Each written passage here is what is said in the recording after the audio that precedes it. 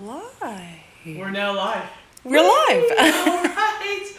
Hello, everybody. What's going on? Hope everyone's doing well and living the dream and keeping, I don't know, COVID calm. COVID calm. Keep calm and drink on, right? So I think thanks to Debbie Skinner. She's keeping track, and I love her little video or little every day on Facebook. She is asking, like, what are you grateful for today? And so it's day number 20, day number 30, and I think we're at day number 62 or 63 today. It just seems No, I think we're into the 70s, aren't we? On her little schedule. Oh, okay, yeah. Schedule. It's a huge schedule, especially if you're at home doing nothing, or or working your buttocks off because you're frontline responder, first line responder. Then 60 days if you're bored, or 60 days if you're working your butt off. And we've been working like crazy here. Our online sales. Thank you so much to everybody that's being an absolute superstar. Ordering wine and the curbside pickup, it's just phenomenal. So anyway, hence 2 o'clock on a Saturday, typically we're like flying busy here, and it's Bricks, Cara, and Sue-Ann. Yeah. That's who's here. And so since we have time, and it sounds like we all know the grocery stores are stocked up, so we can have fun doing different things. So I did a couple different smoked salmons today, and we're going to taste 2 different smoked salmons with 2 different wines. Even though we have three rosés, I'll talk about them all. But anyway, maybe we'll go through how I made the smoked salmon. Yes, because I'm fascinated that you can smoke salmon at home without a smoker. That's what I think is really cool. No. It's so easy peasy. All you need to have is a barbecue that's able to go like super low. Yeah. And so these were hot smoked. That really, you can go low and slow, but it's like relationships, Cara. You see, either go low and slow, or you go like hot and heavy. So anyway. Don't make me laugh. I can't hold the camera then. So, like, doing low and slow, though, and smoking and fish, you really have to be a professional to do it right, from what I've read.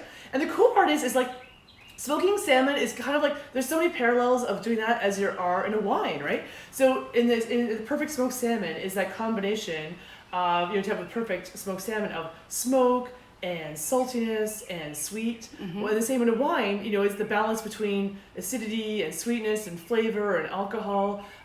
It's all about the concentration of flavor as well, right? So like the higher end wines have more flavor, more intensity, kind of like a higher end smoked salmon. And one of the ways to do that, and maybe we'll start with that, is like how to brine it.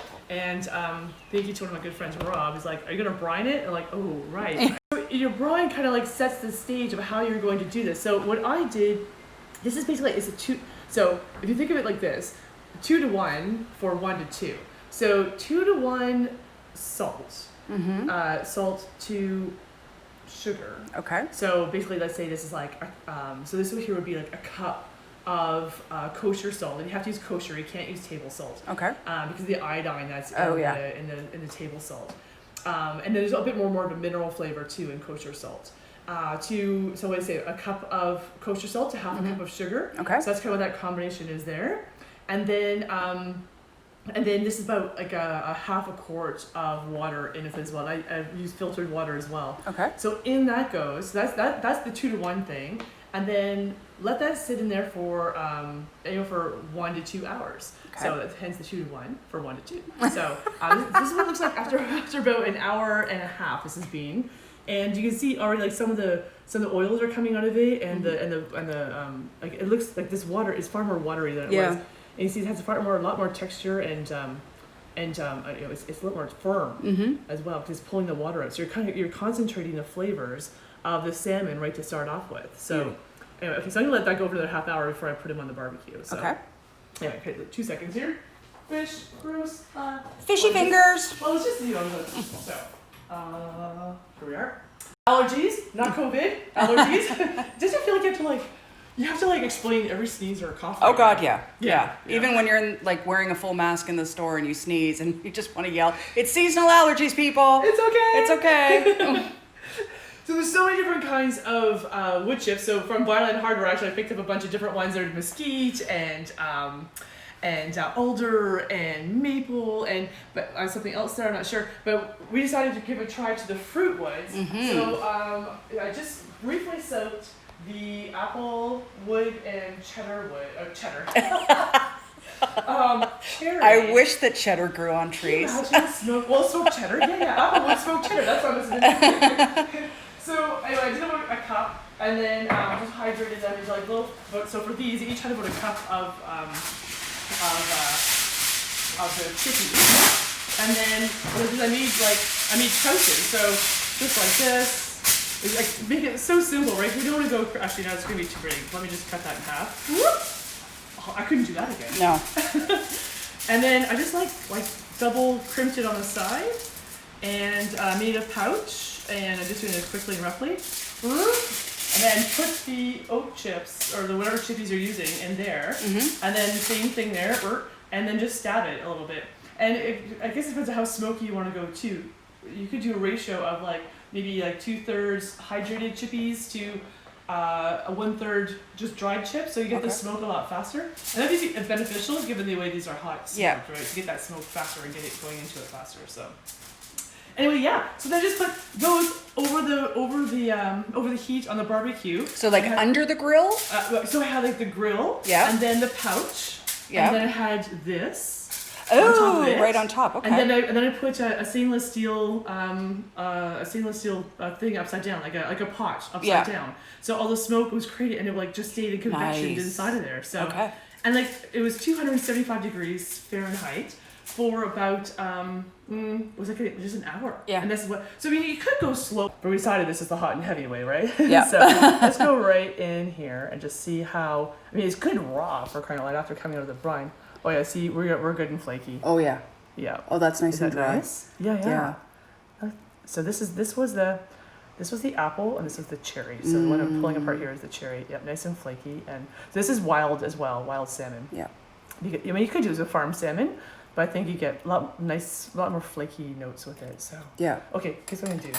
Probably a bit more fat on the wild salmon, or maybe not. I don't know. Because this is just like so fine, the texture to it, right? So, Okay, so and then- you've got your little rosemary bread, I'll do or that. So just a little rosemary bread or some baguette. Just a little squeeze of lemon on it, and maybe a little fancy, a little thing of sour cream on top. Just to come on. Whoop. I put a bigger piece of salmon on, like clearly, duh. So, and then once you have your fancy farm girl, let's put a little more on there just to hold it all together. I'm just butchering this, something fierce. it's okay. Okay, all right. That's why we're live and unscripted. Right, live and unscripted. So if you're a fancy farm girl, you own a pair of scissors that look like this as well. and thank you to my mommy and daddy when they were traveling one time. They bought these for me, and I've used them and just a nice, really fine. Oh my gosh, I'm like seeing in Technicolor. I'm seeing in like. There we go. There we go. Because the first one kind of gets jammed in there. Anyway, get a pair of scissors, cut it out. Hopefully Get some 3/4 of chives. it doesn't get stuck in the middle of the scissors. You tell how often I've used them, because aside from chives, what else would you use this for? I don't know. Anyway, cool, yum. Okay, and so what wines are we talking about, Sue Ann? Well, Cara, I'm glad you asked that question. Okay, so Rosé Day is, I think it's June 4th, like it's the beginning of June. I think so, yeah. And so I thought, smoked salmon and rosé. So let's talk first about the Fancy Farm Girl Foxy Pink. And this is the 2019. Typically rosé fruit flavors and being really bright and easy peasy drinking. So you want them chilled. And so ours here are a blend of, this is 92% Riesling with 8% Cabernet Franc added to it just before bottling. It's on the drier side as well.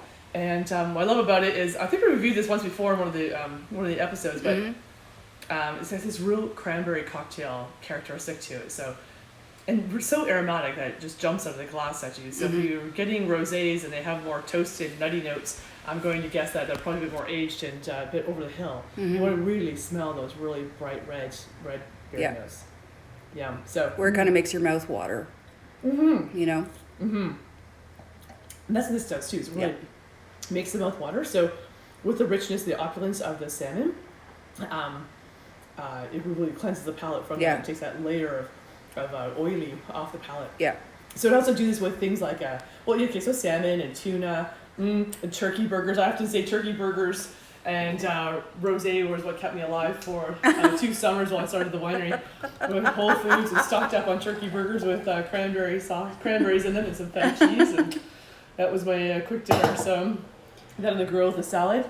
Okay, the next one. This is the Windsock Cabernet Sauvignon Rosé. This is probably Ontario's highest flying rosé. It's $35.95 a bottle, so I believe it's one of the most expensive rosés on the market. But it deserves to be. This is a wine I've always. It's tough to get what I wanted, because in order to make this wine, I needed the grape to ripen in a different fashion. So usually, what happens is your sugar comes first, and then the flavors kind of develop first, and the sugar to be behind it, or to be second. And that doesn't happen always, especially in modern viticulture. Usually, you're battling high sugars and the development of flavor. So Right, because sugar is what becomes the alcohol. So if it was the way it normally is, you'd have high, because you don't want a high octane rosé. You wanted the flavor, not the octane. Oh, hi, Brooks. Right. Yes. Oh, Brooksy. Yes. Yay. Hi, honey. Hi. Having a good day. Anyway, so working the sugar as it converts into alcohol, and the wine ends up being alcoholic and hot and warm. So this one, so it's still like a little higher than typical rosés. It's 12. Oh, I thought it was 12.5, but okay, so it's 12% on the label is what it says. So it was crushed and spent 5 days on the skins, and then pressed and then treated like a white wine through the fermentation process. But after that, went right into oak barrels. That's where this wine really changes its game compared to most rosés. And so you see the oak characteristics on the nose right away with those cedar. So this is why we like this one room temperature. Yes, yeah. I definitely do not chill this wine, because you're going to really deaden the wine. It's wild. I didn't put that math together myself. I was tasting the wine after I bottled it, and it was coming from the fridge. I'm like, oh man, what do we do? Like, the wine was it was so stripped. It wasn't what I remembered in the tank. And then as it warmed up in the glass, it's like, oh wait a minute, the wine's fine. It's wine. So please do not chill this wine. And you have the cedar, the vanilla notes really pop out, and then you get the red berry fruit notes underneath that as well. So it's a pretty meaty rosé, I have to say. I've been doing this wine with veal chicken, rotisserie chicken. Yeah. Your turkey at Christmas would be perfect with this too, especially like that piece on the outside with the skin and the spice and some sage and all that stuff in there too. That's what this wine is built for. Absolutely. This is far from wimpy. This is like, if you're having friends over and you're serving this rosé, make sure the good friends are over. Those are really going to enjoy it, not at all. So, and the cool part is that the bottle is just absolutely beautiful. It's a good vodka bottle, and so keep the bottle. And I say this is the one you kind of make a I don't know, a candle or something out of afterwards. So we've been saving them. I don't know why or what for, but they're going to become. We're going to use them for something. Something somewhere. So. Anyway, I was going to taste the difference between the applewood and the cherrywood, but I think for the sake of time and and eating these things is anyway. Oh, sugar, yeah. Also, rosés. So we have a little 6-pack to help you celebrate for June 4th, and it counts. So it's $134.70, and what you get is everything you see here. So you get 4 bottles of the Fancy Farm Girl Foxy Pink. You get 1 bottle of the Sue Ann Staff Rubinescence, which is we've talked about this wine before. It's a sparkling Riesling that was fermented in the bottle, and then at dosage, 10% sugar. Merlot went into it to give it the color, some body, and some structure. And 1 bottle of the highest flying Windsock Rosé. And you also get the pink feather boa and some Fancy Farm Girl. like okay, you gotta be in the club to get one of these, right? Silicone bracelets, darling. It's like I want to be Vanna White now. So check it out. Yeah. So I actually, you know what? It won't be one of these. It's probably a handful in there because we have like 2,000. So we'll put a handful of bracelets in there for you. So so $134.70 and free shipping in Ontario. Free shipping in Ontario, and if you are anywhere in Canada, we'll ship it anywhere in Canada as well. It'll get a $15 credit towards the shipping, and so so I think pink. Every day is rosé, and may your shoots grow long, your rosé be cold, your Riesling be cold. They're going to summer, and everybody stay home and stay safe. That's how we're still doing the shipping deals because let's not mess it up now. Let's crush the curve and get it over with. so we can get back to normal life of drinking great Ontario VQA wines with our friends sooner than later. So Excellent. cool. All right. Okay, folks, be well. This is a boatload of fun. Let's do it again.